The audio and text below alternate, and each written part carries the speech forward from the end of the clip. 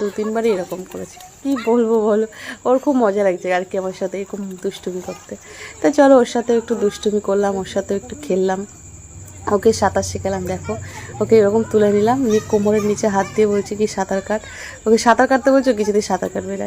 কি জ্বালা তোর, এদিকে আবার বলবো আমি সাঁতার শিখবো, আমি যাবো, আবার এদিকে সাঁতার কাটবে না, যাতে সাঁতার কাটছে। দেখো আমি কী করেছি বলো তো, ওর ওর পেটের নিচে আমার নিজের হাঁটুটা রেখে দিয়েছি, দিয়ে আমি 2 হাত ছেড়ে দিচ্ছি, দিয়ে বলছি কি সাঁতার কাট।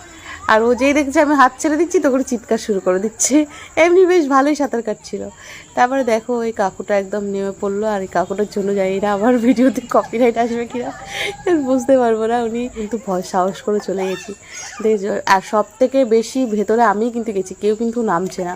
আমি কিন্তু নেমে ওখানে গিয়ে স্নান করেছি, পুজো করেছি। তাই সবাই কিন্তু কোমর পর্যন্ত জলে গিয়ে স্নান করছে, আর আমি কিন্তু গিয়ে বুক পর্যন্ত জলে গেছি। আমাকে দেখে এই যে ইনি গেল, গিয়ে ঝপঝপ করে স্নান করলো, করে উঠে দৌড় মেরেছে। আমি দেখো আস্তে আস্তে করে উঠে